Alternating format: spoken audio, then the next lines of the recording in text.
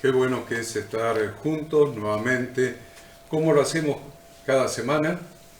Ya debe ser el primero, segundo, tercera, como el cuarto año que venimos transmitiendo desde el ministerio la porción semanal. Eh, Gracias por estar allí, gracias por tener su Biblia, su cuaderno, su lápiz, marcador, resaltador, tal vez su mate, su taza. Miren, acá estamos con una taza especial eh, para tomar su mate cocido, su té, lo que usted tome, pero esté tranquilo, esté con el corazón abierto, con la mente dispuesta a escuchar la voz de Dios, que se escucha de una sola manera, no a través de lo que nosotros podemos pensar o decir, sino a través de lo que dice Dios a través de su palabra, la Biblia.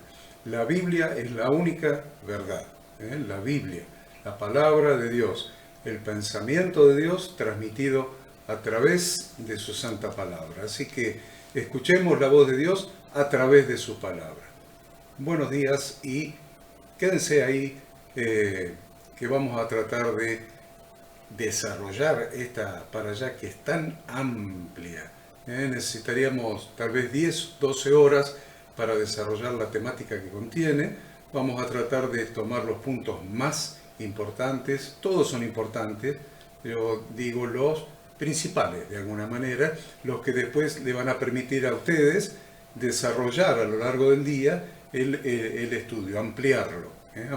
O sea que le vamos a dar un esquema, un bosquejo para que usted pueda seguir estudiando a lo largo del día y cuando se reúnan en comunidad, en congregación, poder edificarse mutuamente con la palabra de Dios. Muy buenos días, estamos felices poder abrir un sábado más, un día de reposo más, este día que apartamos para estar en la presencia del Señor, este día que guardamos, que es delicia para nuestra alma. Y la verdad, felices de que estén, felices de que ustedes también durante la semana sigan compartiendo esta enseñanza y la sigan pasando y la sigan reviendo. Es un privilegio para nosotros, ¿no? Asistir a esta cita de Dios, es una cita de Dios.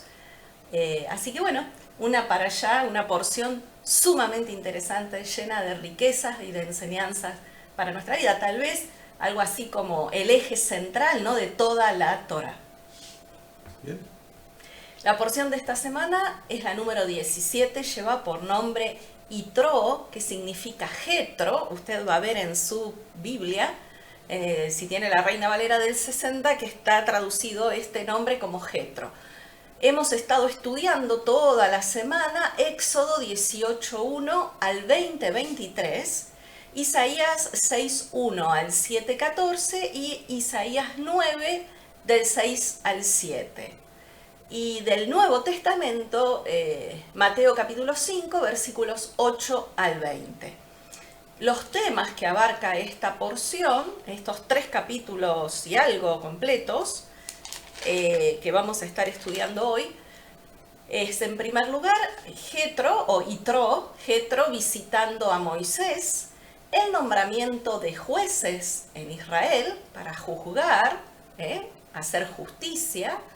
También tenemos a Israel llegando al monte Sinaí, los 10 mandamientos y termina con el terror del pueblo. Y bueno, venimos estudiando y hemos visto, ¿no?, que después de la victoria contra los egipcios y este nuevo periodo de libertad que estaba experimentando el pueblo de Israel después de salir de la cautividad de Egipto de mano de Moisés, vemos que en esta porción se nos relata que Moisés pasa sus días juzgando, evaluando, ¿no?, dictando de alguna manera sentencia y sobre las disputas que había por diversos temas dentro del pueblo y también informando al pueblo de las leyes y las enseñanzas de Dios relativa a esos casos, ¿no? O sea, Moisés no solamente evaluaba el caso y de alguna manera daba una sentencia, sino que fundamentalmente le explicaba a las personas qué es lo que Dios, lo que Yahweh dice al respecto de esas circunstancias de esas disputas.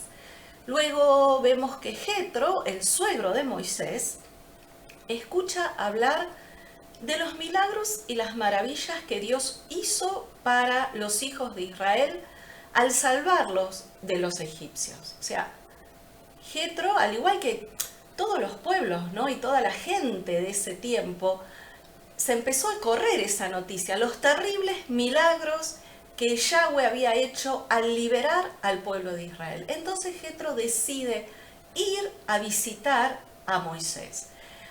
Cuando Jetro ve que Moisés pasa desde la mañana hasta la noche respondiendo las preguntas del pueblo, solucionando conflictos, Jetro de alguna manera le llama la atención, critica la manera de proceder de Moisés. El hecho de que Moisés escuchara la opinión de su suegro y cambiara su comportamiento es un claro testimonio de la humildad que Moisés tenía. Moisés fue el líder escogido por Dios, sin embargo, con un oído atento a escuchar la corrección y a escuchar sugerencias. Y esta crítica que Jetro hace, vemos que funcionó porque Moisés, sobre todas las cosas, sabía cuánto Jetro lo respetaba y lo valoraba. Jetro entendió los eventos que habían ocurrido entre los egipcios y los israelitas de una forma diferente a la mayoría de las personas que vivieron en esa época. Y vio la necesidad de unirse al pueblo de Israel en lugar de solamente quedarse asombrado y pasmado por esas noticias. Como decíamos la semana pasada, ¿no? Una cosa es lo que las naciones fueron escuchando y las personas escuchaban. Pero Jetro vemos que se caracteriza, y justamente esta porción lleva el nombre de él. Fíjense que esta porción no se llama los 10 mandamientos, el pacto de Dios con su pueblo, la Torá escrita dada a Moisés. No, lleva el nombre de Jetro. ¿Por qué? Porque la actitud de este hombre es muy destacable. No solamente se maravilló y se asombró de escuchar todo lo que Yahweh Dios había hecho a favor de su pueblo, sino que, ¿qué hizo él? Él decidió acercarse a este Dios de Israel, decidió acercarse a la nación de Israel. Vemos que en esta porción nos cuentan que los israelitas llegaron al monte Sinaí 6 semanas después de haber salido de Egipto. La entrega de la Torá es el primer y único momento registrado en toda la historia en el cual Dios se reveló ante toda una nación. Y esto también es muy importante y marca una diferencia. Acá Yahweh no se le aparece a una persona como por ejemplo había pasado con Moisés las semanas anteriores cuando él sube al monte y se encuentra cara a cara con Yahweh. Y Yahweh le encomienda la tarea de liberación. Acá es Dios hablándole a toda la nación. Vemos en esta porción que la revelación del Sinaí está a punto de ocurrir. El evento más importante de la historia mundial. ¿Por qué? Porque Dios va a comunicar sus leyes y sus directivas a toda la humanidad. Bueno, entonces ahí tenemos algunas cosas ya para que usted empiece a tomar nota. Algunas cosas para que empiece a tomar nota. Que son, digamos, temas eje. Para que usted diga, bueno, ¿qué vamos a tratar de prestar atención cuando lo mencionen? Entonces lo digo de antemano para que usted preste atención para cuando tratemos esos temas. El primero de todos es Jetro, obviamente, que acaba de hablar Ada, y no tanto la actitud de Jetro, sino la actitud de Moisés. Moisés era el líder de una nación, de un pueblo de aproximadamente 3 millones de personas. No era un líder de la barra de la esquina, no era el líder de los muchachos de la cancha de fútbol, no, era el líder de 600.000 soldados y una población total de aproximadamente 3 millones de personas. Sin embargo, él escuchó el consejo del anciano. de alguien más anciano que él, de su suegro. Escuchó el consejo. Entonces, era un líder, no hay dudas. Era un hombre que escuchaba la voz de Dios, no hay dudas. Pero a pesar de que era un líder que escuchaba la voz de Dios, en determinados momentos, esa actividad, esa hiperactividad, esa actividad en cumplimiento de lo que Dios nos ha llamado para hacer, hace que perdamos la perspectiva, hace que perdamos la imagen de conjunto y objetividad en las acciones. Objetividad en las acciones. Si bien la meta está clara, porque el llamado de Dios es el que establece la meta, a dónde tengo que llegar, el camino lo vamos recorriendo y muchas veces se pierde la objetividad en el recorrido del camino, en las acciones. Eso le había pasado a Moisés. Moisés había perdido la objetividad, estaba desde la mañana hasta la noche impartiendo justicia. Quiere decir que cuando había conflictos entre los miembros de esos 3 millones de personas, que obviamente había conflictos, Moisés enseñaba lo que Dios determinaba en relación a esos conflictos. O sea que Moisés enseñaba cómo se solucionaban los conflictos. Era una tarea loable, no era que decía, bueno, acá pasa esto, tráigame al nene y una espada y pártanlo por la mitad y den la mitad a cada madre. Como hizo Salomón. No. La tarea de Moisés era enseñar Torah. Siempre es enseñar Torah. Enseñaba instrucción de Dios de cómo resolver los conflictos.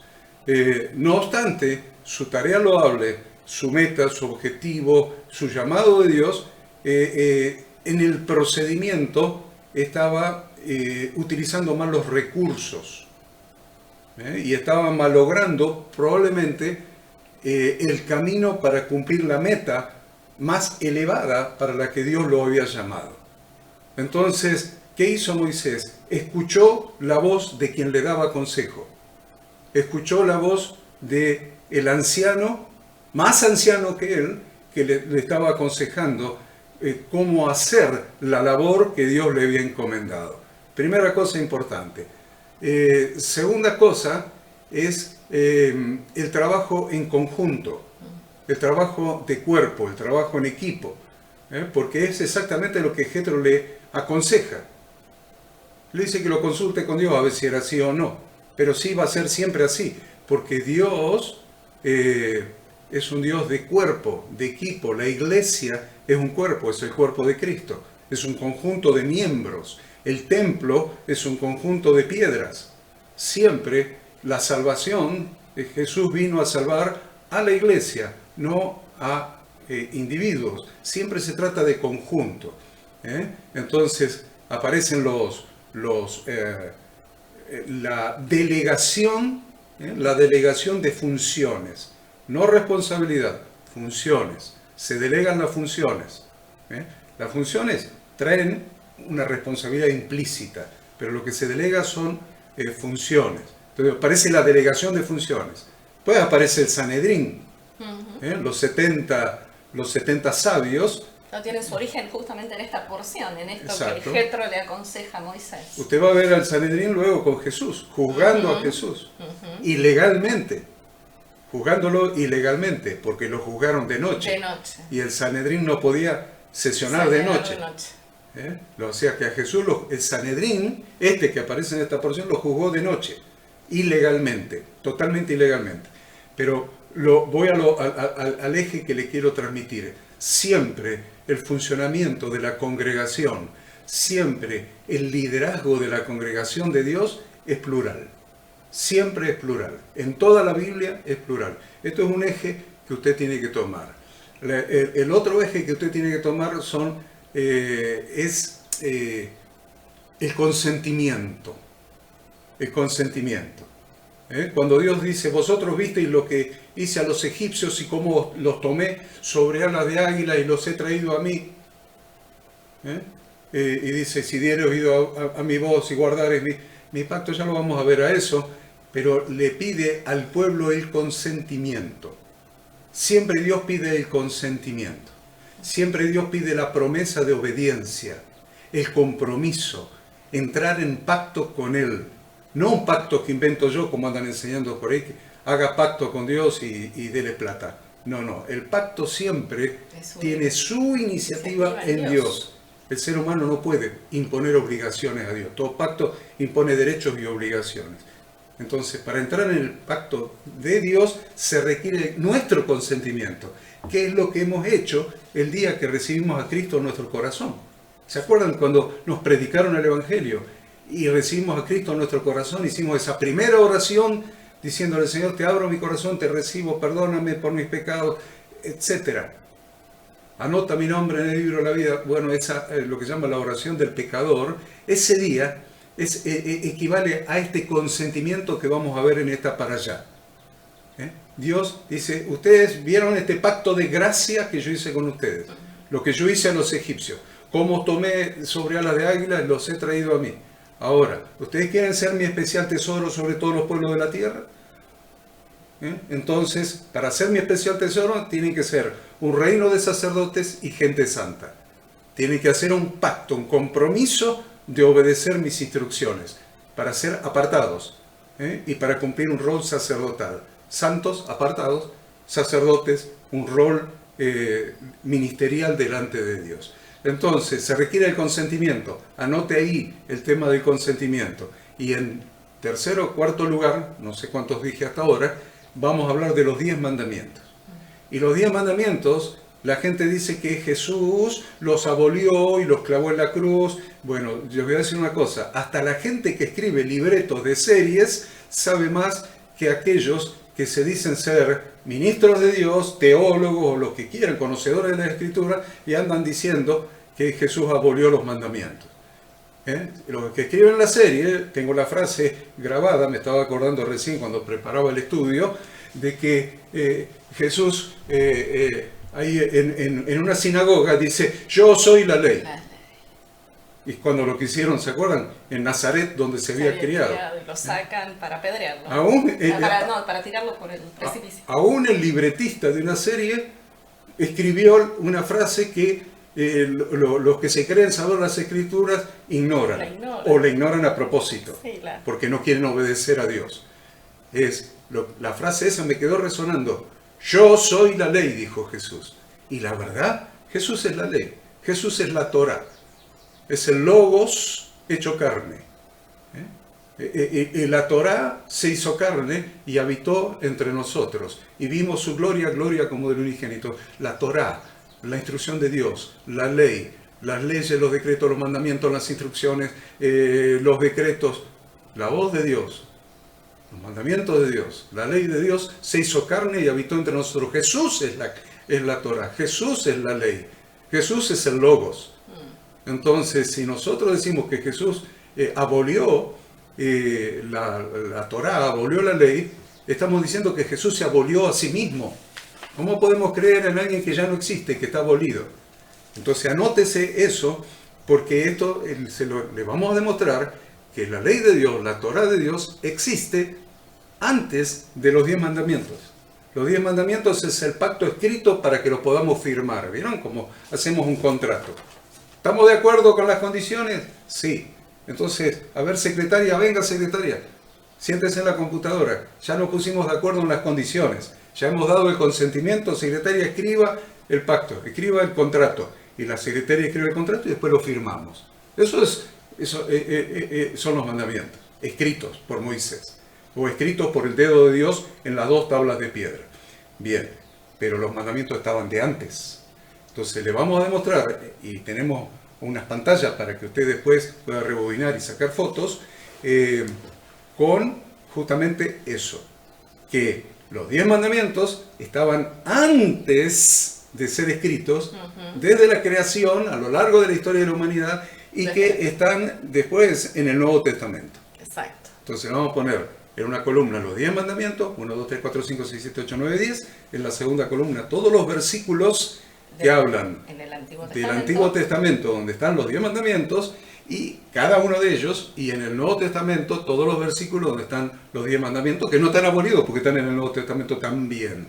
También, ya sabemos que no están abolidos, pero por ahí algunos insisten porque tienen fortalezas espirituales. ¿Vieron las fortalezas mentales, esas fortalezas que tienen muralla alrededor, tienen torres del vigía para que nadie se les acerque, esas fortalezas mentales que las fortalezas en la faz religiosa son iguales que en la faz política, son indestructibles. Pero el Espíritu Santo puede destruir en tu vida esas fortalezas mentales y espirituales para que entre la palabra de Dios y conozcas al verdadero Jesucristo de la Biblia. Al verdadero Jesucristo de la Biblia, el cual es la Torá hecha carne. Bueno, con esto, esta síntesis, por si no llegamos a dar todo, para que usted sepa cuáles son las ideas eje que queremos tratar durante esta hora y 10 minutos que nos quedan. Vamos a trabajar entonces. Capítulo 18. Bien, yo de aquí hablaría o destacaría. Por un lado, en el capítulo 18, versículo 9 dice: y se alegró Jetro de todo el bien que Yahweh había hecho a Israel al haberlo librado de mano de los egipcios.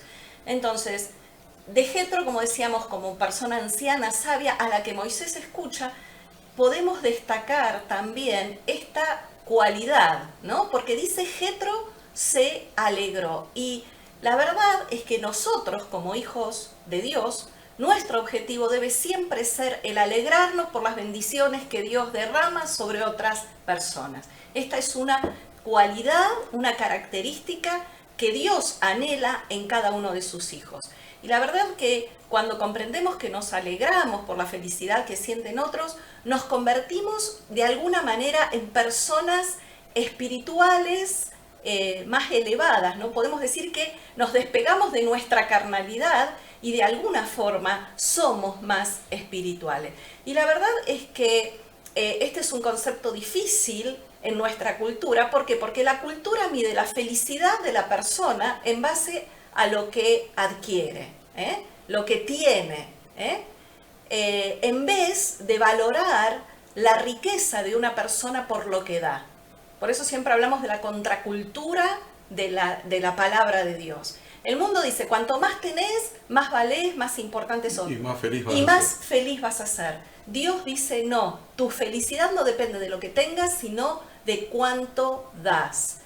Generalmente hacemos esa medición usando como parámetro los bienes que tienen otros y entramos en la comparación. Para mantener nuestros valores de Torá, nos vendría bien tener en mente que Dios no nos ordenó ni ser ricos ni ser exitosos, pero sí nos ordenó a sus hijos ser generosos, ser dadivosos, personificar la bondad y poder decir con un corazón sincero, bendito sea Yahweh, cada vez que contemplamos los logros, la felicidad, el éxito de alguna manera de los demás. Qué interesante eso. Anote eso que acaba de decir Ada. Anote, una cualidad porque a incorporar. Impacta esto. Impacta. Busque en su Biblia donde hay una orden de Dios para su nueva vida en Cristo, donde le ordene ser rico, donde le ordene ser exitoso, donde le ordene tener posesiones, bienes, dinero. Búsquelo en la Biblia. Dice Ada que en ningún lugar en la Biblia nos ordena ser ricos, pero sí en la Biblia nos ordena ser generosos. Todo el tiempo. Generosos. A dar. Todo el tiempo. A dar. Porque es la naturaleza de Dios. La naturaleza de Dios es darse. Dio salvación por gracia, Él dio a su Hijo para nuestra redención y salvación. Es la naturaleza de Dios y es la naturaleza que debemos tener nosotros. Y dice, y a proclamar de corazón, bendito sea Yahweh. Eso es lo que dijo Jetro, bendito sea Yahweh, se alegró, no por algo que haya hecho con él, pero lo había hecho con el pueblo de Moisés, con el pueblo escogido. Sí, por eso muchos hoy dicen Baruch Hashem, bendito sea el nombre. Y nosotros decimos Baruch Yahweh Eloheinu, Baruch Yahweh Eloheinu, Baruch Yahweh nuestro Dios. Exacto. Decimos el nombre de Dios. Por respeto y por reverencia, en general se dice Baruch Hashem, Ha El Shem, nombre. Bendito el nombre. Nosotros pronunciamos el nombre porque Jesús en Juan capítulo 17 vino a revelar el nombre a sus discípulos. Entonces nosotros decimos Baruch Yahweh Eloheinu, Baruch Yahweh nuestro Dios. Bien, el versículo 12 dice, tomó Jetro, suegro de Moisés, holocaustos y sacrificios para Dios, y vino a Aarón y todos los ancianos de Israel para comer con el suegro de Moisés delante de Dios. Acá vemos otra cosa que hace, vemos que Jetro comió junto, obviamente, a Moisés, a Aarón y a todos los ancianos de Israel. ¿Pero qué es lo que comió? ¿Qué es lo que comió? Los animales que él mismo sacrificó en holocausto a Yahweh nuestro Dios. Qué impresionante eso. Porque uno dice, no, se sentaron a comer. No, pará. Antes habían sacrificado. Lo que hizo Jetro es primero sacrificó los animales en holocausto, en adoración a Dios. Y después esos animales sacrificados se sentaron con Moisés, con Aarón, que era el sumo sacerdote. Con la esposa de Moisés que había venido, con los hijos que habían venido junto con Jetro, los hijos de Moisés, la esposa, y con todos los ancianos de Israel para comer y comieron juntos. Y comieron esa adoración en cuerpo. Comieron de la adoración en cuerpo. El hombre, Jetro, tenía claro la importancia de estar en cuerpo. Seguro. Comieron de su servicio de adoración en cuerpo. Bien, adelante. Otra característica de Jetro que podemos copiar, que Dios anhela también que desarrollemos, más si somos líderes, es que copiar la forma en que Jetro aconseja a Moisés. Porque el versículo 18 dice, desfallecerás del todo tú y también este pueblo que está contigo. ¿Por qué? Porque el trabajo es demasiado pesado para ti, no podrás hacerlo tú solo. Y este versículo completo es para subrayar. Fíjense que le dice, vas a desfallecer vos, Moisés, por exponerte a tal desgaste y a tal trabajo de todo el día estar aconsejando, impartiendo justicia. También el pueblo iba a desfallecer, porque imagínense, la cola, me imagino yo, ¿no? Me imagino una cola larga de gente delante de Moisés, la fila larga delante de Moisés para que Moisés imparta justicia. Entonces, es interesante ver o copiar, ¿no?, de Jetro la forma en que él aconseja a Moisés y cómo logra que Moisés lo escuche. Y no solamente Moisés lo escucha, sino que además lo pone en práctica.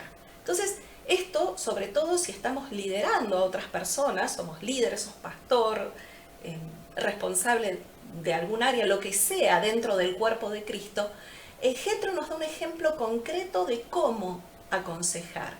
Primero, lo que hace Jetro es no avergonzar a Moisés al reprenderlo, sino que él se enfoca específicamente en el tema que trae a colación este consejo y va a criticar el acto o el problema, pero nunca, en ningún momento critica a Moisés, sino que le dice, Moisés, la forma en que estás obrando no es la más conveniente. Eso es muy interesante. Jetro identifica el problema cuando él dice, esto que estás haciendo no es efectivo. Entonces, él enfatizó el acto problemático y no a la persona de Moisés. Y luego, lo más importante, o algo también muy importante, es que Jetro acompaña esa crítica, por decirlo de alguna manera, esa crítica al problema, con un consejo práctico para mejorar. Jetro le ofrece su consejo respecto a cómo resolver el problema. Porque la verdad es que el ser humano, ¿no?, todo el tiempo critica y se queja, Pero el legado de Jetro es el que él equilibró su crítica, su observación, con un consejo constructivo de cómo podía corregir el problema. Ya sea en situaciones personales o profesionales, saber cómo brindar esta devolución de una manera efectiva es una habilidad difícil de lograr, pero es esencial que todo líder desarrolle. No solamente poder marcar las circunstancias que no están funcionando, sino que dar el consejo apropiado, la sugerencia enfocada y específica de cómo se puede solucionar el problema. Entonces ahí creo que también tenemos otra gran enseñanza de Jetro. Y vemos también que luego en Deuteronomio se vuelve a definir en el versículo 21. En el versículo 21 se habla de las características que deben tener estos ancianos, estos jueces que Moisés tenía que escoger. Nosotros vamos a llamar ancianos jueces, pero ustedes se van allá a aquella época. No, los líderes de la congregación. Se están definiendo el liderazgo de la congregación de Dios. Miren qué interesante, estamos presenciando en esta parasha cómo se define el liderazgo de la congregación de Dios. ¿Por qué tiene que ser diferente ahora? La pregunta, ¿por qué hoy tiene que ser diferente en la congregación de Dios? No, este es el modelo. Exacto. Este es el modelo. La palabra de Dios es el modelo. Acá tienen el modelo de cómo se define el liderazgo de la congregación de Dios. Entonces, acá se los va a llamar líderes, ancianos, jueces, llámele como quiera, el liderazgo de la congregación de Dios. Y después, más adelante, cuando vayamos a otra para allá, donde Moisés en un libro resume toda la historia, resume otra vez todo antes de morir. Acá se está dando en tiempo real, pero después más adelante en un libro Moisés hace el resumen antes de morir de todo esto, que es en el libro de Deuteronomio. Anote, Deuteronomio 1, del 13 al 15. Y dice, que Moisés dijo, dadme de entre vosotros, de vuestras tribus, varones sabios y entendidos y expertos, para que yo los ponga por vuestros jefes. ¿Ven cómo se estableció el liderazgo? Te lea del 13 al 15. ¿Qué características pide? ¿Qué características pide? Primero, varones sabios de virtud. Varones de virtud. La primera característica que pide, varones de virtud. Segundo, temerosos de Dios. Tercero, varones de verdad. Cuarto, que aborrezcan la avaricia. Quinto, sabios. Sexto, entendidos. Séptimo, expertos. Así que márquese el versículo 21 de esta parasha que estamos estudiando, y márquese Deuteronomio 1 del 13 al 15, escríbalo en un papel y fíjense si es cierto o no estos puntos que yo le acabo de mandar de las características que tienen que tener el liderazgo de la congregación de Dios.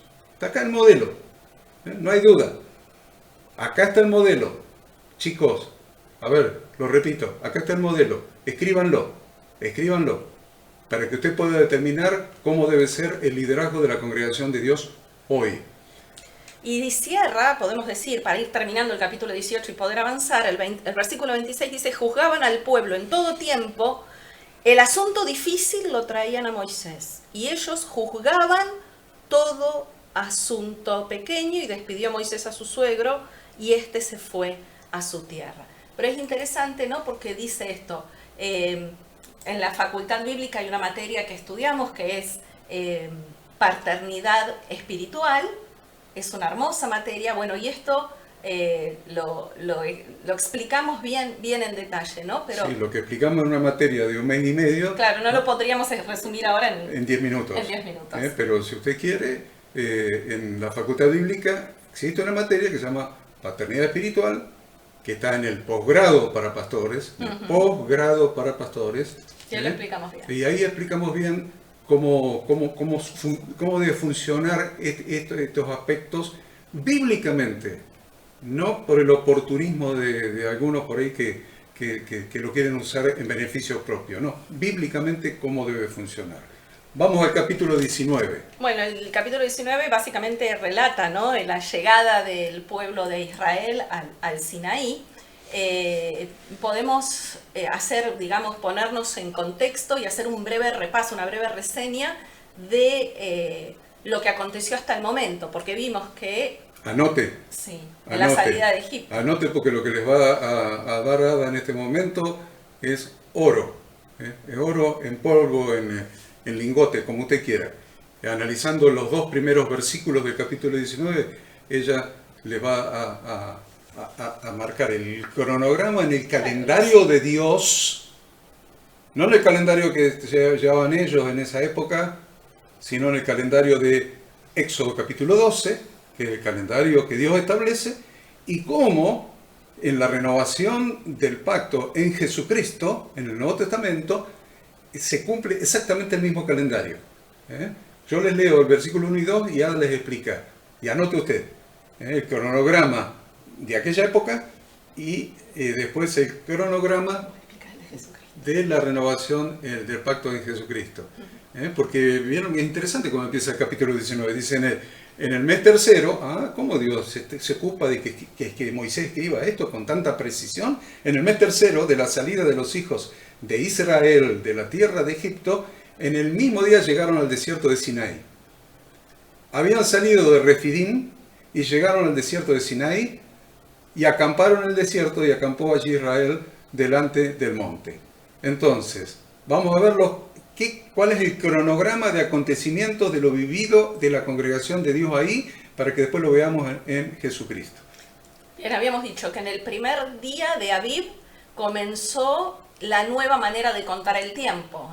Cuando Dios les dice, ahí en Éxodo 12, este será el primero de los días de los meses del año. Primero de Aviv. El 14 de Aviv por la noche se celebró la Pascua y comenzaron los 7 días de los panes sin levadura.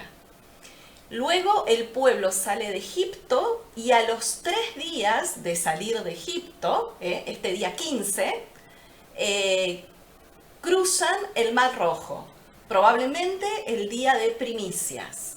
Luego vemos que el día 47, después de haber cruzado el Mar Rojo, llegaron al monte Sinaí.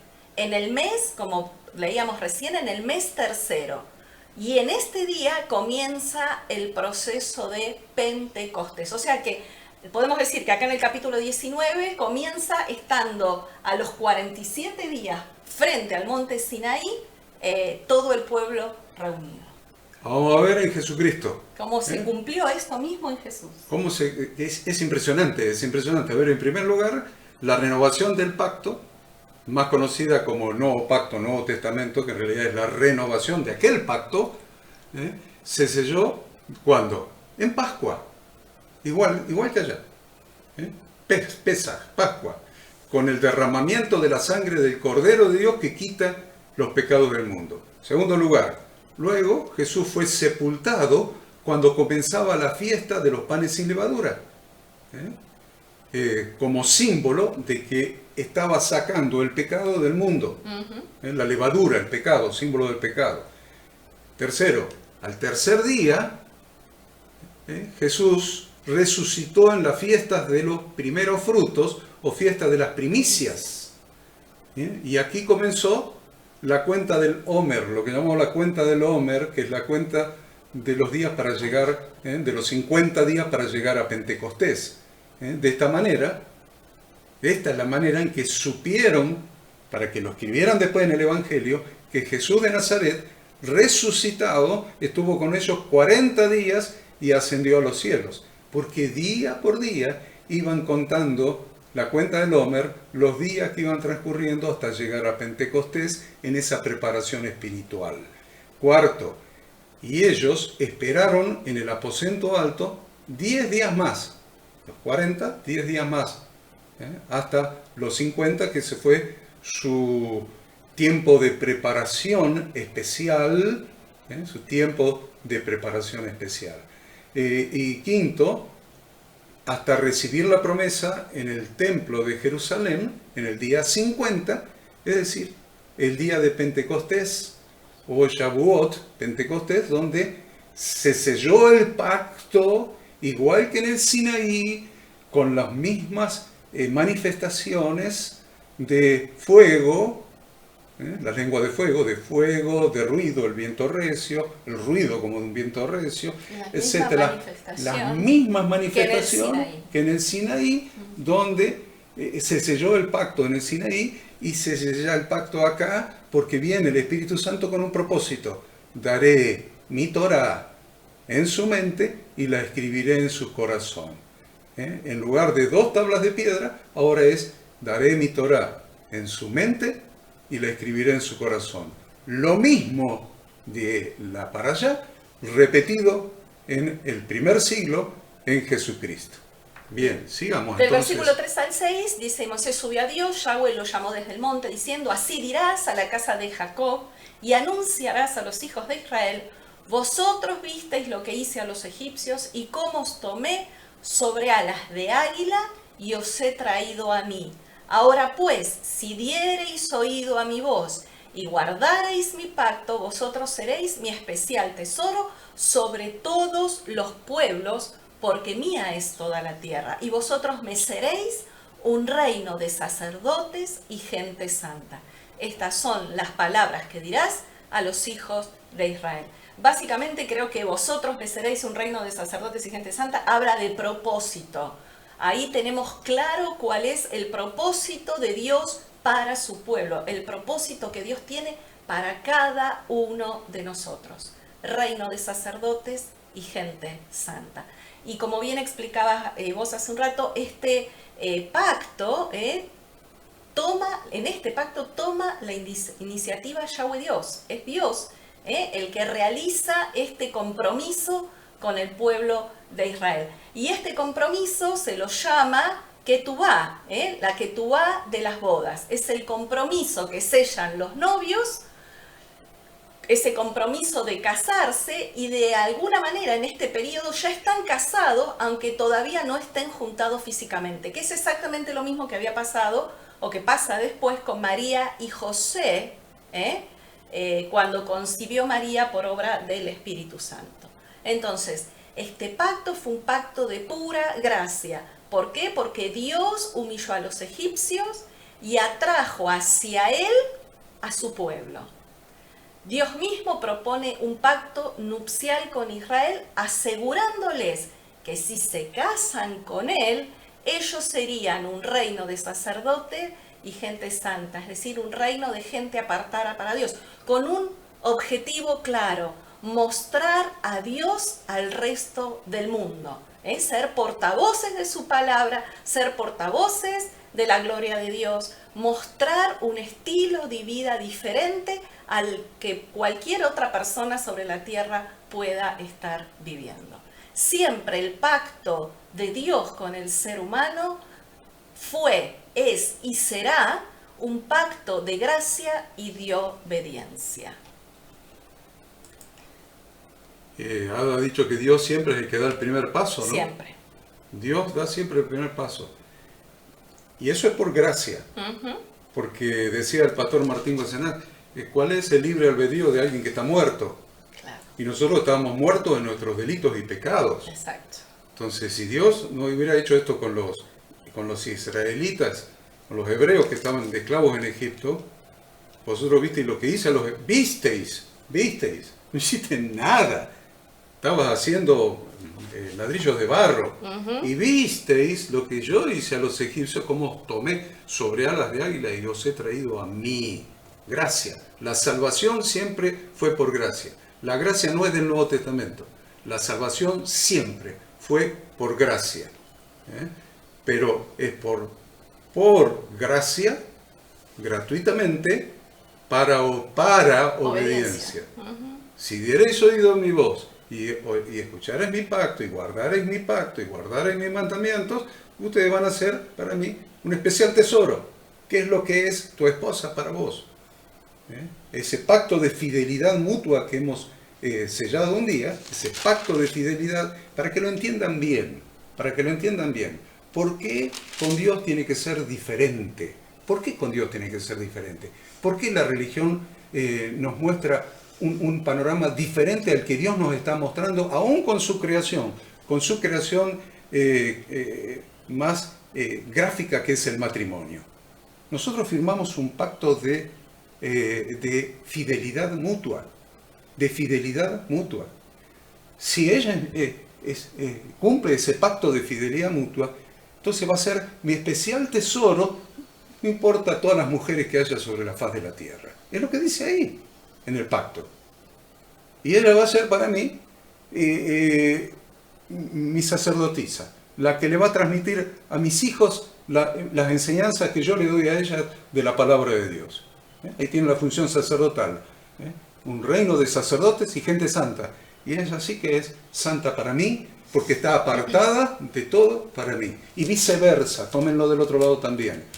Mi pacto de fidelidad con ella, para yo ser su especial tesoro y para ser su sacerdote y para ser un santo para ella. Tomen nota de esto, por favor, porque si no entendemos esto, hemos perdido el tiempo. Hemos perdido el tiempo y aún estamos perdiendo el tiempo dentro de la religión. Si no entendemos esto, hay un pacto de gracia y obediencia. Y ahí lo interesante, porque en el Nuevo Testamento, para aquellos que dicen que esto solamente era del Antiguo, en el Nuevo Testamento vemos que este pacto de Dios con su pueblo sigue siendo el mismo. Él anhela lo mismo y lo vemos expresado en Primera de Pedro, capítulo 2, 9 y 10. Primera de Pedro 2, 9 y 10, un versículo muchas veces dicho: mas vosotros sois linaje escogido, real sacerdocio, nación santa, pueblo adquirido por Dios, para que anunciéis las virtudes de aquel que os llamó de las tinieblas a la luz admirable. Vosotros que en otro tiempo no erais pueblo, pero ahora sois pueblo de Dios, que en otro tiempo no habíais alcanzado misericordia, pero ahora habéis alcanzado misericordia. Y por las dudas, si alguien quiere algo más del Nuevo Testamento, el quinto evangelio, como lo llamamos con el pastor Enzo, el libro de Apocalipsis, el quinto evangelio, Apocalipsis 1, 5 y 6, dice: al que nos ama y nos libertó de nuestros pecados con su sangre, e hizo de nosotros un reino de sacerdotes para Dios su Padre, a él sea la gloria y el dominio por los siglos de los siglos. Amén. Y anote también, no lo leemos por tiempo, Apocalipsis 5, 9 y 20. También vuelve a decir algo similar. Y el versículo 9 de este capítulo 19 también ahí es crucial, porque hablábamos hace un rato de que todo pacto necesita ser confirmado por la otra parte. Y el versículo 9, capítulo 19, versículo 9 dice: y todo el pueblo respondió a una y dijeron: todo lo que Yahweh ha dicho, haremos. Versículo 8. Versículo 8, perdón, 8, no el 9, 19, 8. Ahí tienen el consentimiento. ¿Vieron cómo todo lo que les explicamos al principio, para que usted tome las ideas eje, acá tiene la otra idea eje? Se requiere consentimiento. Es lo que usted y yo hicimos el día que recibimos a Cristo en nuestro corazón. Dimos ese consentimiento de entrar en ese pacto de fidelidad. Ese pacto de fidelidad. Todo lo que Yahweh ha dicho, haremos. Todo lo que tú has dicho, Padre, en tu palabra. Señor, no conozco tu palabra. Señor, soy un pecador hoy, recibo a Cristo en mi corazón y me comprometo, Señor, a obedecerte, a serte fiel, a estudiar tu palabra. Pero te duró una semana, con mucha suerte. Y después no estudiaste más su palabra para saber qué es lo que el Señor dice que debes hacer. Entonces, estamos muchas veces violando ese pacto de fidelidad a Dios por desconocimiento. Que también es una infidelidad. Aunque la infidelidad sea por desconocimiento, sigue siendo infidelidad en el matrimonio. Yo no sabía, está bien, pero fuiste infiel, aunque no lo supieras. Entonces, el compromiso que asumimos cuando recibimos a Cristo en nuestro corazón como nuestro esposo, es todo lo que Yahweh ha dicho, haremos. Un pacto de fidelidad. Bien, algo también importante en este capítulo 19, versículos 10 al 15. Del 10 al 15 ahí vemos que dice: y Yahweh le dijo a Moisés: ve al pueblo y santifícalos hoy y mañana, y laven sus vestidos y estén preparados para el día tercero. Por eso decíamos que estábamos en el día 47. Le dice el 48, el 49, prepárense, santifíquense, lávense, porque al tercer día, que va a ser el día 50, de allí el Pentecostés, el tercer día Yahweh descenderá a ojos de todo el pueblo sobre el monte Sinaí. Entonces vemos claramente, ¿no?, que ahí dan instrucciones de debían abstenerse de tener relaciones sexuales, y nadie lavar la podía ropa. lavar su ropa, o sea, hacer... Había que lavar su ropa. Exacto, lavar su ropa, y nadie podía acercarse al monte hasta cierta distancia, o sea, ni animal ni persona. ¿Por qué? Porque nada más y nada menos que la gloria de Dios iba a descender en ese lugar. Algo también que nos llama la atención es este escenario. Entendamos dónde fue entregada la Torá, ¿no? Y ese lugar físico también es una enseñanza para nosotros, porque Dios eligió el desierto. ¿Y por qué el desierto? Porque el desierto está vacío, en el desierto no hay nada, ¿sí? Prácticamente no hay nada. Entonces, de esa misma forma, si nosotros queremos llenarnos de la sabiduría de Dios, de alguna manera la figura es nosotros acercarnos a Él como si fuéramos un desierto, librarnos de todas estas ideas que hablábamos hoy, estas ideas preconcebidas, eso que te enseñaron, eso que aprendiste, eso que a vos te parece, eso que nosotros racionalizamos y lo transformamos en verdad solamente porque nosotros lo creemos y para nosotros es la verdad absoluta.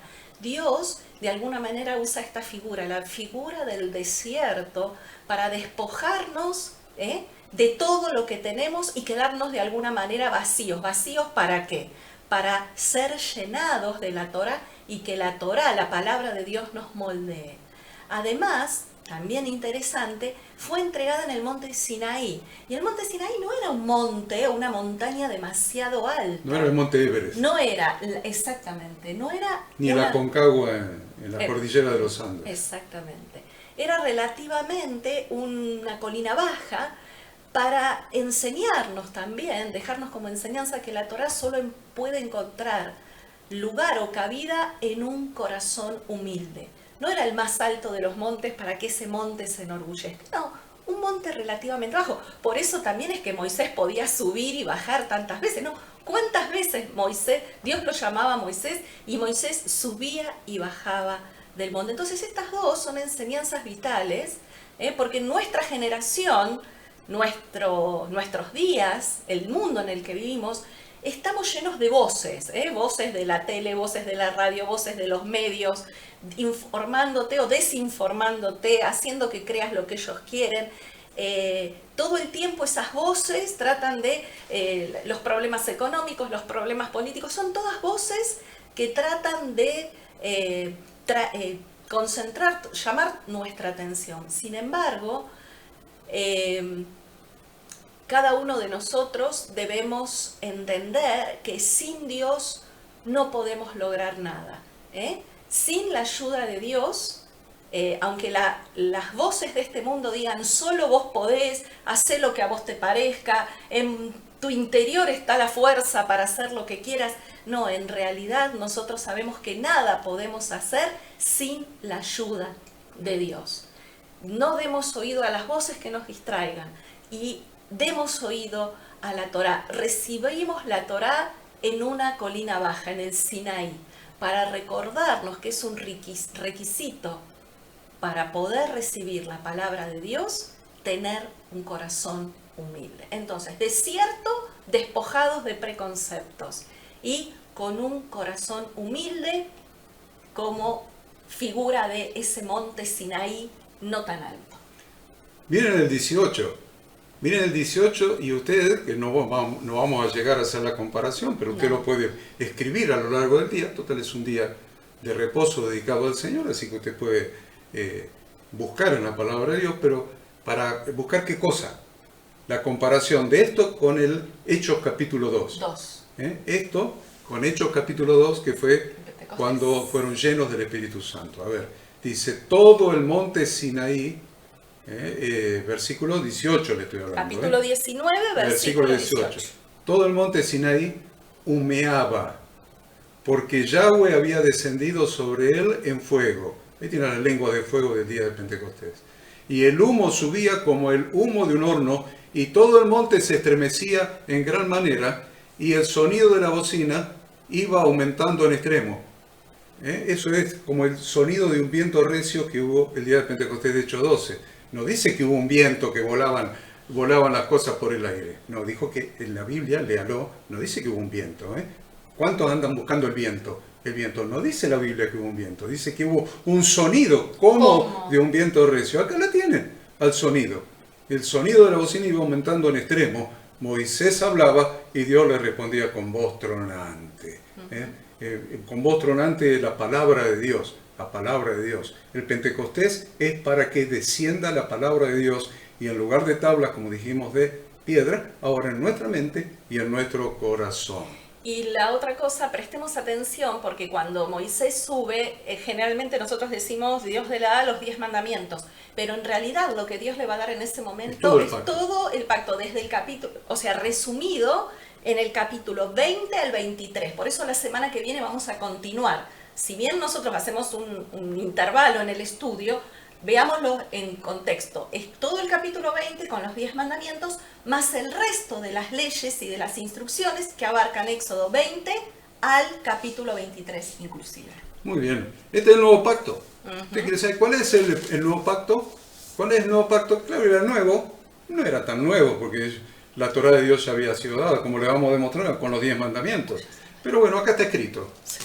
Con escrito. Quiero saber el pacto. A ver, voy a firmar un pacto. Todo lo que ya he dicho, eso haremos. Bueno, voy a firmar un pacto. Léase entonces capítulo 20, 21, 22 y 23. Léalo una vez, dos veces. Como cuando lee el contrato de alquiler, ¿vieron?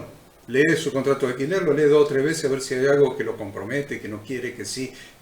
Bueno, léalo del capítulo 20 al 23 y ahí tiene el contrato de bodas que hemos firmado cada uno de nosotros con nuestro Señor. Bueno, avancemos creo yo hasta el 20. Capítulo 20, los 10 mandamientos. Sí, acá algo interesante es que vamos a verlo de una manera genérica, ¿no? No nos vamos a detener a estudiar cada uno de los mandamientos. Podríamos hacerlo, pero no. Nos llevaría un par de meses.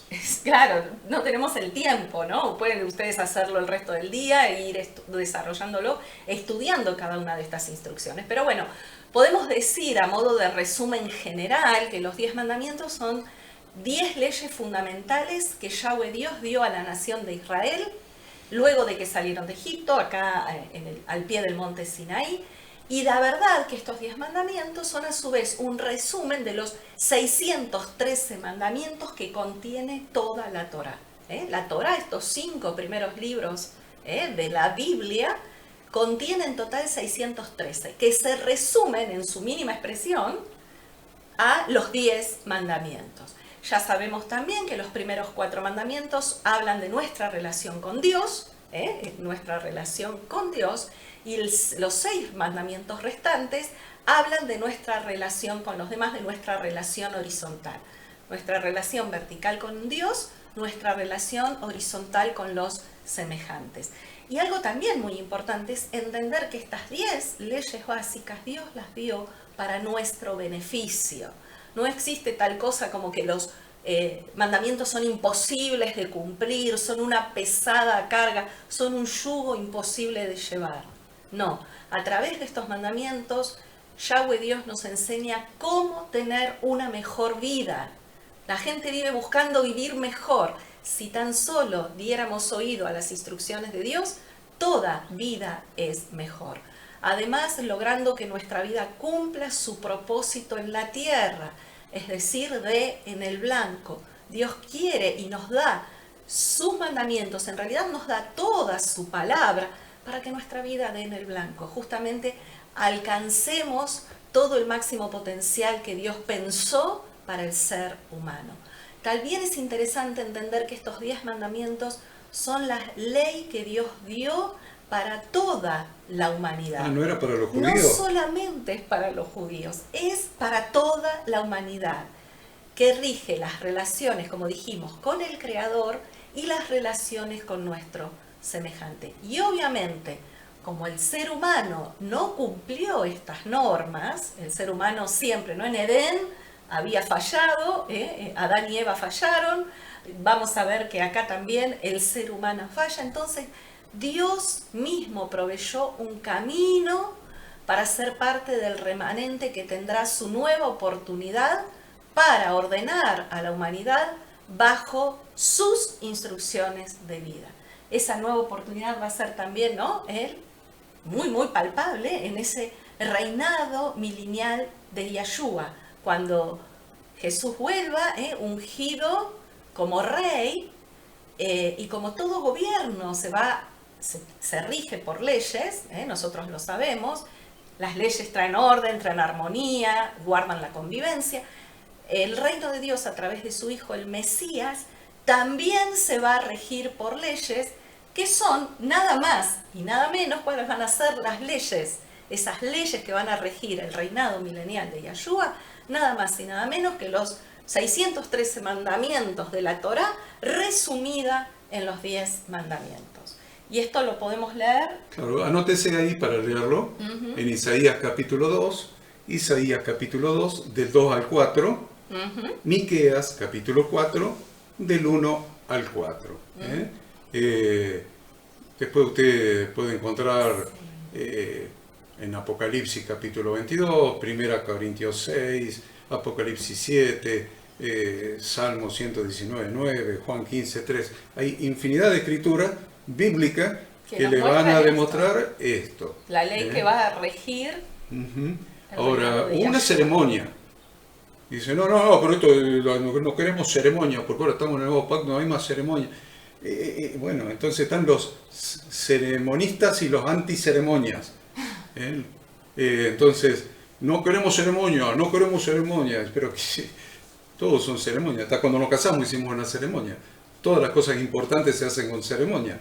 Así que Yahweh Dios dio los 10 mandamientos en el monte Sinaí, escritas con su propio dedo en 2 tablas de piedra, en medio de una ceremonia que él mismo preparó con humo, terremotos, sonido de una trompeta que revelaron la importancia de sus pactos, fuego, etc.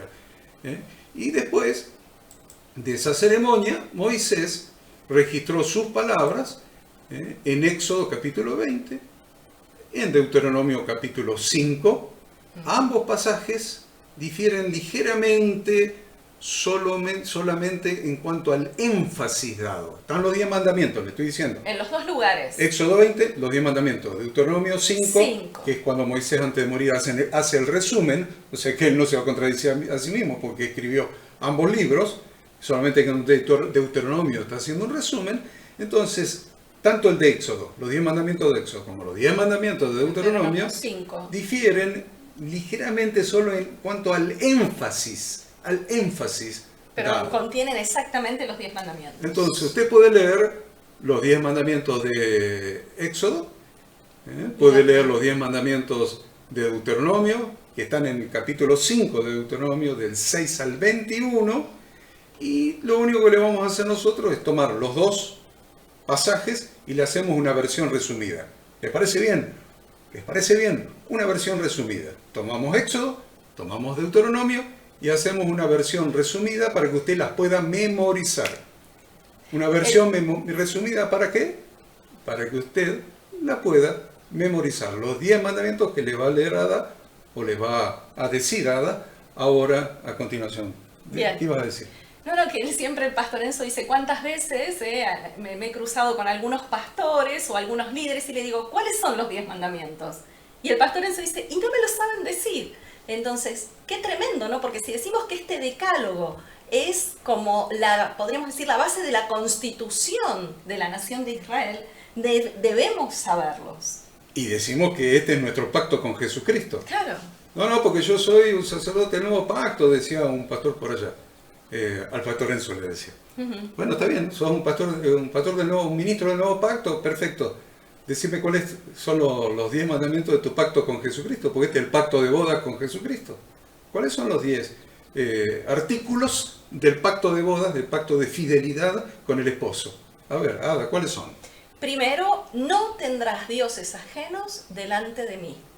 Primero, no tendrás dioses ajenos delante de mí. Segundo, no te harás ídolos. No te harás ídolos.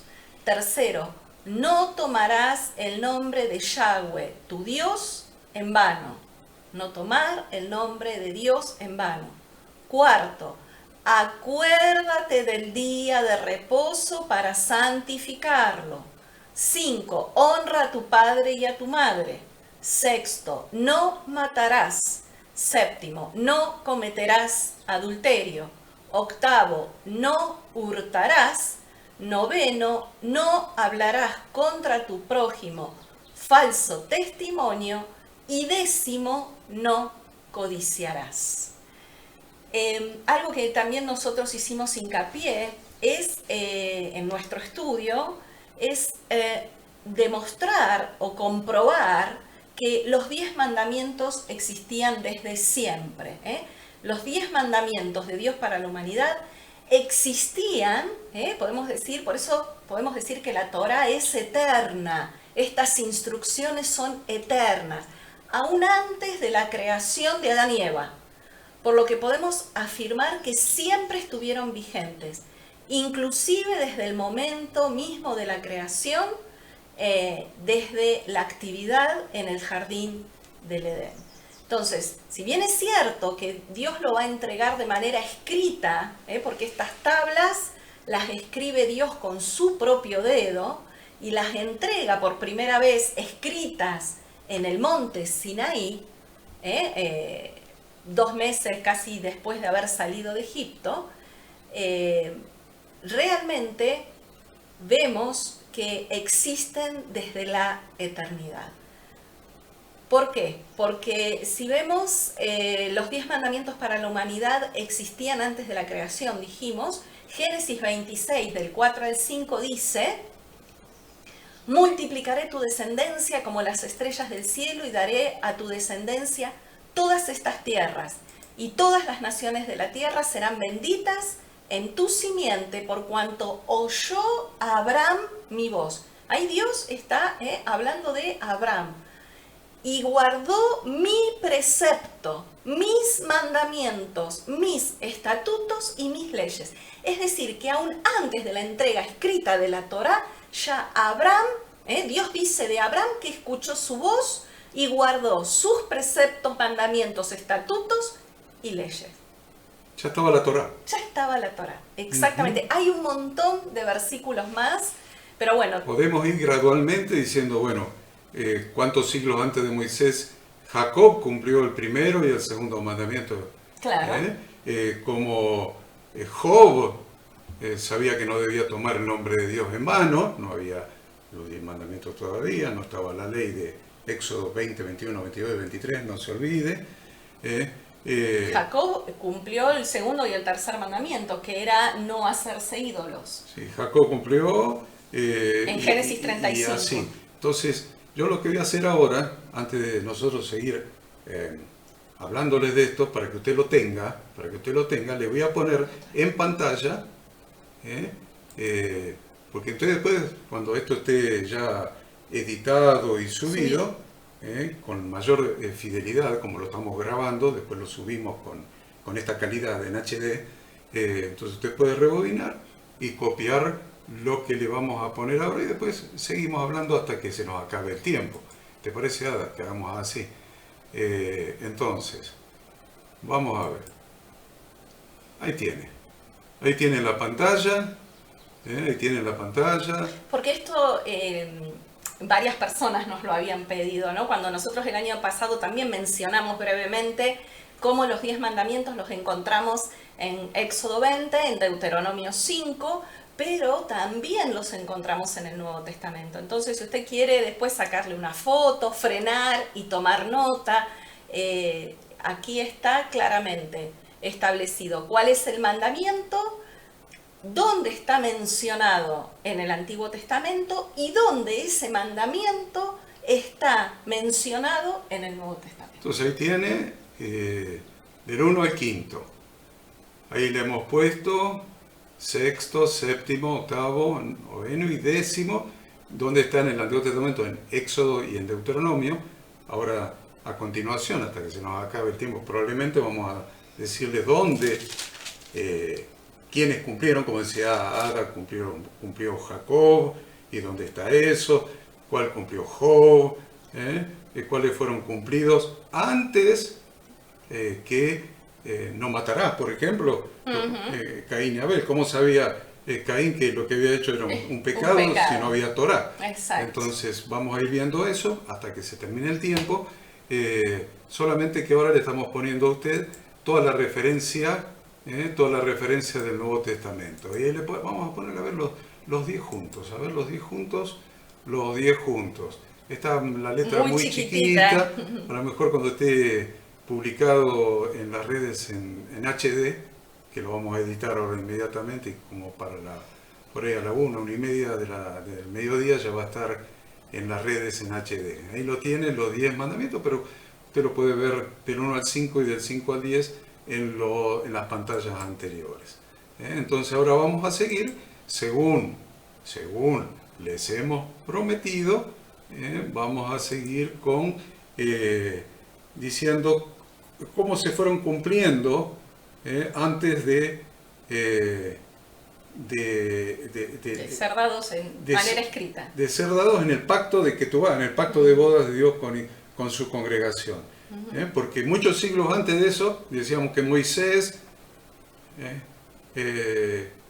Moisés no, Jacob. A ver, Jacob ya había cumplido el primero y el segundo mandamiento. Que se refiere a no hacer dioses y no cometer idolatría. Ajá. Entonces, ya Jacob había entendido que debía adorar solamente al único y verdadero Dios. Acuérdense en Génesis 35 cuando Jacob versículo 2. En el versículo 1, 2 sube a Betel, le dice Dios, sube a Betel, quédate allí y haz un altar al Dios que te apareció cuando huías de tu hermano Esaú. Era cuando Jacob estaba volviendo a la tierra prometida a encontrarse con Esaú. Entonces Jacob adora al único y verdadero Dios, ¿no? Dios le dice, quitad los dioses ajenos que hay entre vosotros. Bien. Y limpiaos y mudad vuestros vestidos. O sea, claramente Jacob se encarga de esto, ¿no? De cumplir esta instrucción de Dios. O sea que no tendrás dioses ajenos delante de mí. Entonces el versículo 4, Génesis 35:4, dice, así dieron a Jacob todos los dioses ajenos que había en poder de ellos y los zarcillos que estaban en sus orejas, y Jacob los escondió debajo de una encina que estaba junto a Sichem. Ahí tienen el versículo, mandamiento 1 y 2, cumplido por Jacob.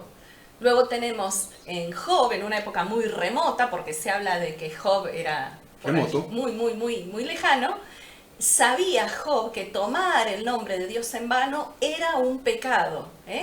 Y esto lo vemos en Job 1:5. Dice, acontecía que habiendo pasado el curno de días de convite, Job enviaba y lo santificaba, y se levantaba de mañana y ofrecía holocaustos conforme al número de todos ellos. Porque decía Job, quizás habrán pecado mis hijos y habrán blasfemado contra el Dios en sus corazones. Bien. Qué interesante. Ahí estaba entonces... No tomaba el nombre de Dios, que es el mandamiento tercero. El cuarto mandamiento que dice, acuérdate del día de reposo para santificarlo, es muy llamativo entre todos los mandamientos, porque la orden no es que haga o deje de hacer algo específico o físico, sino que es mental. Acuérdate. Es mental. Acuérdate. Porque ya ellos cuando juntaban el maná, juntaban en el sexto día. Lo vimos la semana pasada. Doble porción para no juntar el séptimo día, el día de reposo. Todavía no estaba la ley de Moisés, recién habían cruzado el Mar Rojo. Es más, y Yahweh Dios mismo guardó el día de reposo en la creación. En Génesis capítulo 2, versículos 1 al 3. Entonces ahí tienen que antes de que estuvieran los 10 mandamientos en la tabla de piedra, ya lo guardaban. El quinto mandamiento, que honra a tu padre y a tu madre. También lo vemos a Jacob cumpliéndolo. ¿De qué manera? Honrando a su padre y a su madre cuando ellos le dieron instrucciones de ir a elegir esposa. Ustedes lo pueden buscar en Génesis 28, 6 y 7. La manera en que Jacob honró a su padre y a su madre yendo a buscar esposa dentro de la familia. Claro, le dio una orden, que no cumplió Esaú. Esaú no cumplió eso, Jacob cumplió, honrando a su padre y a su madre cuando ellos le dijeron, no tomarás mujer de las hijas de Canaán. Exacto. Y Jacob había obedecido a su padre y a su madre y se había ido a Padán Arán. Búsquelo ahí en Génesis 28. sexto mandamiento. El sexto mandamiento que dice no matarás, lo vemos también en Génesis, advirtiendo a Caín que debía dominar la tentación y evitar el pecado. ¿Cuál era el pecado? El pecado de matar a su hermano. También después del diluvio. También después del diluvio, Dios reprochaba el homicidio y exigía un castigo contra quien cometiera dicho pecado. Eso lo pueden encontrar en Génesis 9, del 5 al 6. Lo que Dios le dice a Noé con respecto al valor de la vida humana. Entonces el mandamiento de no matarás. Era el sexto mandamiento. El sexto. El séptimo, ahora el séptimo, no cometerás adulterio. ¿Quién lo cumplió? José. Nos viene a la cabeza José. José. Más de 400 años antes de que Yahweh diera los 10 mandamientos a Moisés, José, hijos de Jacob, Israel, guardó este mandamiento considerando que era pecado contra Dios cometer adulterio. Cometer adulterio con la esposa de Potifar. Y más, lo vemos a Dios advirtiéndole a Abimelech. Seguro. ¿Se acuerdan? El rey de Gerar, sobre lo que le sucedería si cometía adulterio con Sara, la esposa de Abraham. Eso está en Génesis 20, 3 y 4. Vamos al octavo mandamiento. Octavo mandamiento, no hurtarás. Y estaba presente en la mente de Jacob cuando negoció su salario con Labán. Sí. Con Labán. En ningún momento... Que era un delincuente, sí. no era era un estafador. Abusador. Era un hurtador ese. Sí. Y miren el principio de la Torá que ya respetaba Jacob cuando negoció con Labán. Es interesante, en Génesis 30:33. Así responderá por mi honradez mañana, decía Jacob, cuando vengas a reconocer mi salario, toda la que no fuere pintada ni manchada en las cabras y de color oscuro entre mis ovejas, se me ha de tener como de hurto. ¿Cómo menciona esa palabra si no existían los 10 mandamientos? No robarás. No hurtarás. Que son dos cosas diferentes. Sí. ¿No? Robar es con arma y hurtar es sin arma. Entonces, bien, el mandamiento noveno. El noveno es: no hablarás contra tu prójimo falso testimonio. La verdad es que Adán y Eva incumplieron, ¿no? Rompieron este mandamiento. Porque obedecieron a la serpiente. Y acá el tema, ¿dónde hicieron falso testimonio? Cuando justificaron su pecado, acusándose mutuamente, echándole la culpa de su culpa al otro. Adán le echó la culpa a Eva le echó la culpa a la serpiente, y eso es. Sí, y bueno, y le echaron la culpa a Dios, ¿no? Sí, en definitiva, Adán Dios. le dijo: la mujer que vos me diste. Vos sos culpable porque es la mujer que vos me diste.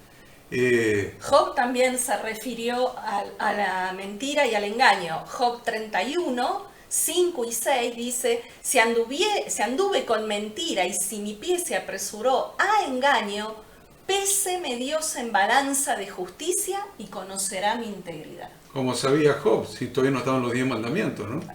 Sí, sobre la mentira y el engaño. Sobre la mentira, ¿vieron? Y el engaño.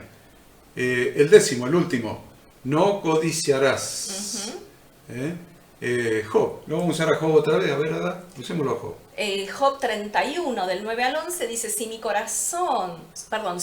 fue mi corazón engañado acerca de mujer, y si estuve acechando a la puerta de mi prójimo, muela para otro mi mujer, y sobre ella otros se encorven, porque es maldad e iniquidad que han de castigar los jueces. ¿Qué cosa?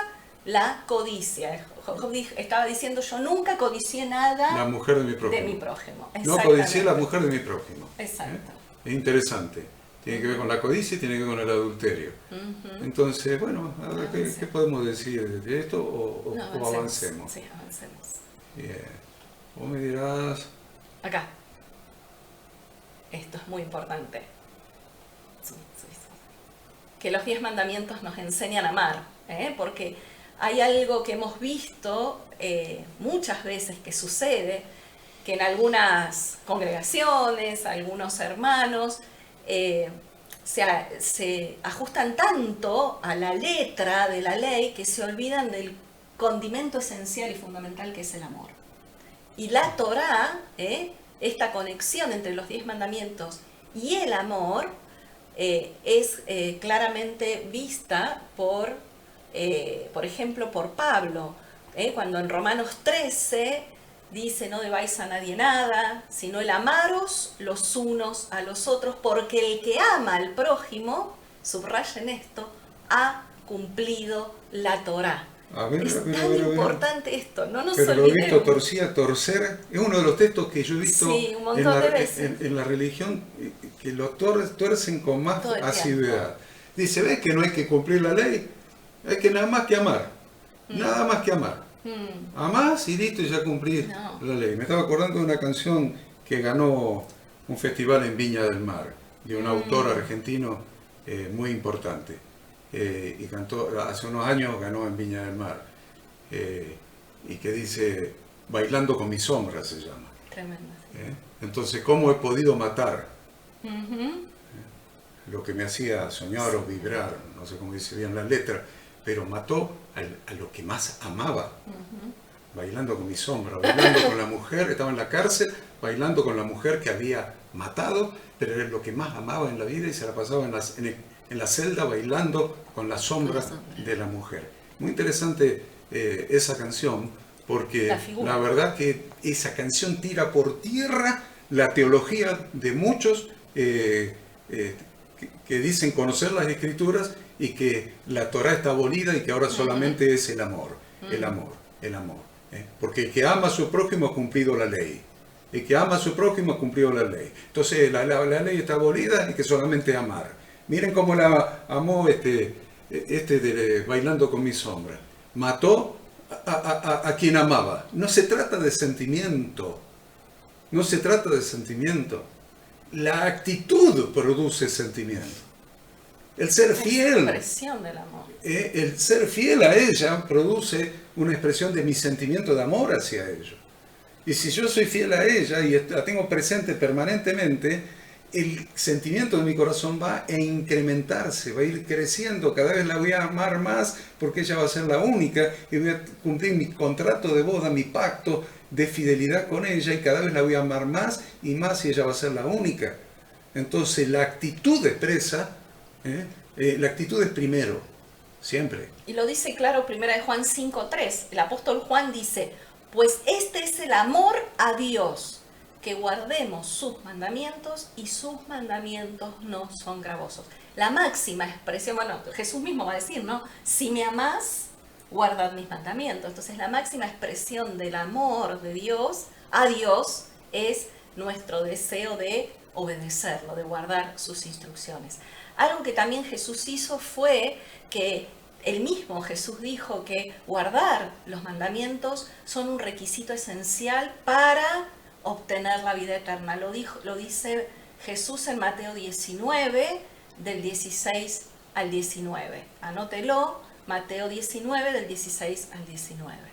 Entonces, de modo que quien no tome el compromiso de guardar estas instrucciones, estas leyes, sería imposible que pueda vivir durante el reinado milenial de Yahshua, porque estas son las leyes, ya lo dijimos antes, que van a regir ese reinado. ¿Cómo podría ejercer su sacerdocio como sacerdote de Yahweh Dios alguien que no conoce y que no practica sus leyes? Estaba Moisés, y esto es muy interesante que usted lo relacione. Esto de la Biblia se interpreta a sí misma. Acuérdese, la Biblia es el único libro que no necesita gente como yo, que enseñe hermenéutica y que interprete. No me necesita la Biblia. La Biblia es el único libro que se interpreta a sí mismo. Entonces, vamos para atrás un cachito de esta para allá. A ver, ¿qué hacía Moisés cuando vino Jetro? Enseñaba cómo ser justos, practicando Torah, practicando instrucciones de Dios. Había algún conflicto, alguna diferencia, no sabían cómo resolverlo. Moisés enseñaba Torah, cómo practicar justicia. Nosotros vamos a hacer, dice, dice todo, esto sí que coincidan, hasta los teólogos y los anti-Biblia y anti-Biblia coinciden que vamos a reinar con Cristo, que vamos a ser sus sacerdotes en el milenio. ¿Y qué va a pasar cuando las naciones, que todavía vivan en el milenio, las naciones tengamos que impartir justicia? ¿Con qué ley? Con la ley de Argentina, Uruguay, Paraguay, Estados Unidos, Alemania, la Unión Europea, ¿de dónde? ¿Qué ley tenemos que aprender para impartir justicia? ¿Qué clase de reyes y sacerdotes vamos a ser? Reinando con Jesús en el milenio, donde no vamos a saber cómo impartir justicia porque no conocemos las leyes que van a regir en el milenio. Cuando te van a preguntar cuáles son las fiestas que tengo que guardar, cuál es feriado, van a venir las naciones, a ver qué día es feriado. Como le diga, bueno, carnaval. Carnaval, que está cerquita. Carnaval es feriado, o Halloween es feriado. No, hermano, si no sabes cuáles son los días feriados para Dios. ¿No lo sabes? Entonces, ¿qué día feriado le va a dar? Decía el 25 de mayo. Y resulta que te viene un mexicano a preguntar qué día feriado va a decir el 25 de mayo. Y el mexicano te va a mirar y va a decir, ¿qué? El 4 de junio. ¿Qué? ¿Me entienden lo que estoy diciendo? Anótense. Quieren ser reyes y sacerdotes. Reinarán con Cristo en el milenio. Y dicen que la ley de Dios está abolida. Hay una contradicción. Mírenlo a Moisés, qué es lo que estaba haciendo cuando empieza esta para allá. Sigamos entonces, que nos quedan unos minutos todavía, Ada. Bueno, algo que vemos en el Nuevo Testamento, algo muy interesante, cuando ustedes analicen el cuadrito ese que los cuadros que Horacio les compartió, es que vemos que cada uno de los 10 mandamientos están mencionados en el Nuevo Testamento. Y a esas leyes se las describe de una manera interesante. Por un lado, se las describe como el requisito para entrar en la vida. Lo mencionamos hace un rato a Jesús diciendo en Mateo 19, 16 y 17, Maestro bueno, ¿qué haré para tener la vida eterna? Y G le contestó a Yeshua, ¿por qué me llamas bueno? Ninguno hay bueno sino Dios.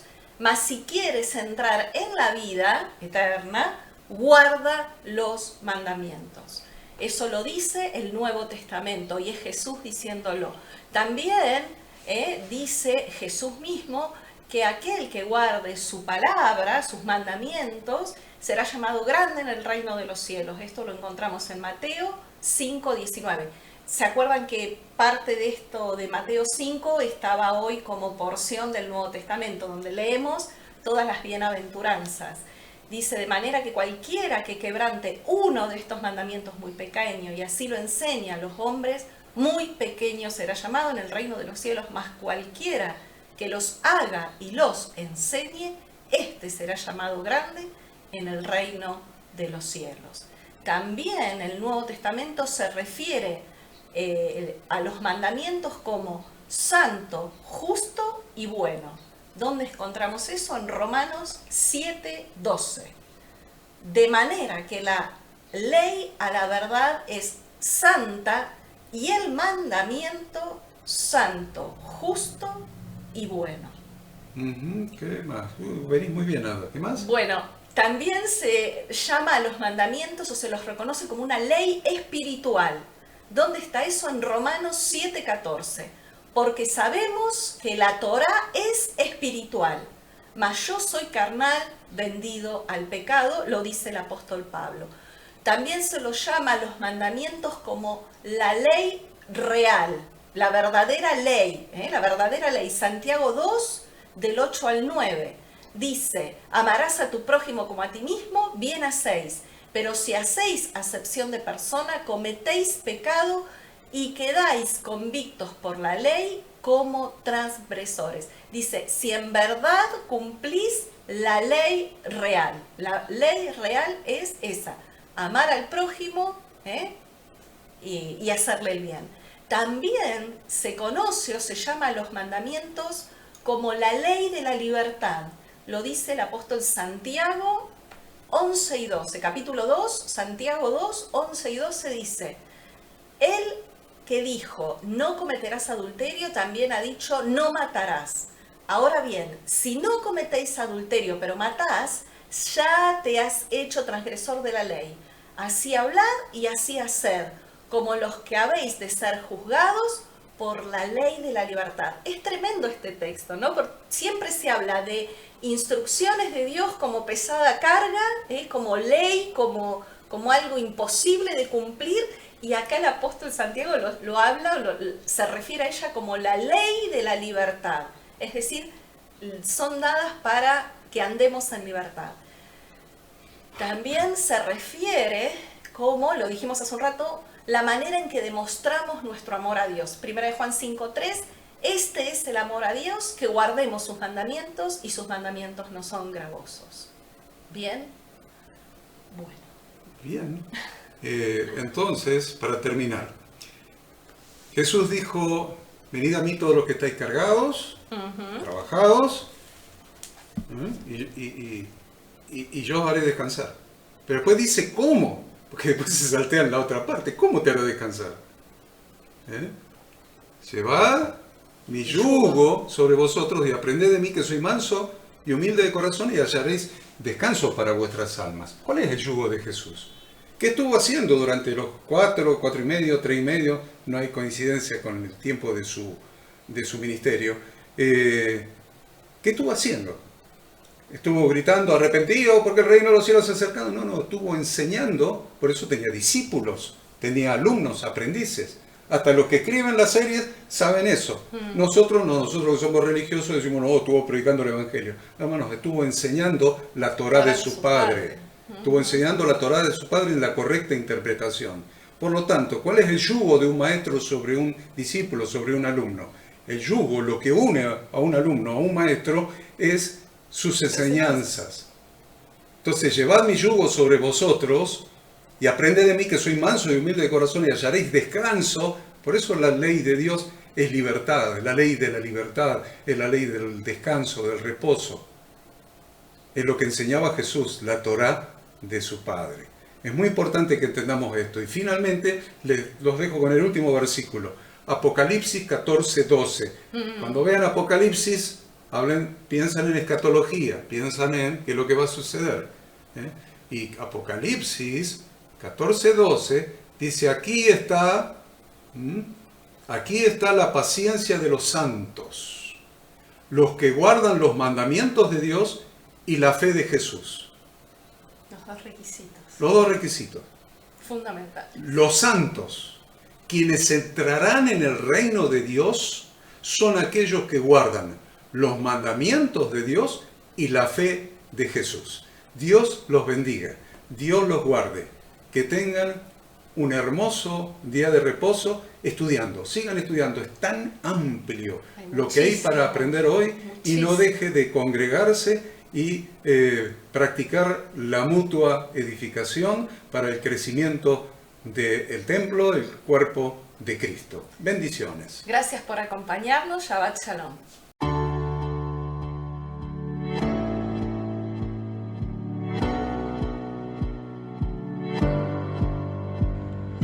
Queremos que tú también conozcas esta herramienta que durante los últimos 18 años ha sido útil para las iglesias de todo el mundo de habla hispana, capacitando cientos de siervos de Dios.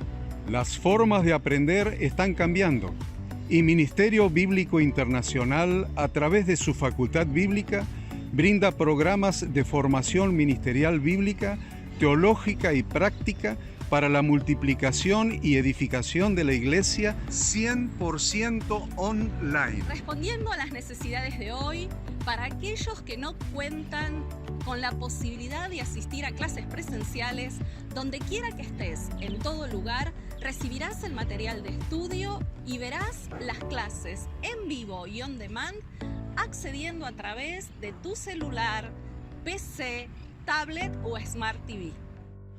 Recibe tu capacitación en las siguientes carreras: diplomado en teología para maestros de grupos de evangelismo y discipulado, licenciatura en teología pastoral, diplomado en teología y práctica ministerial para pastores, líderes y servidores.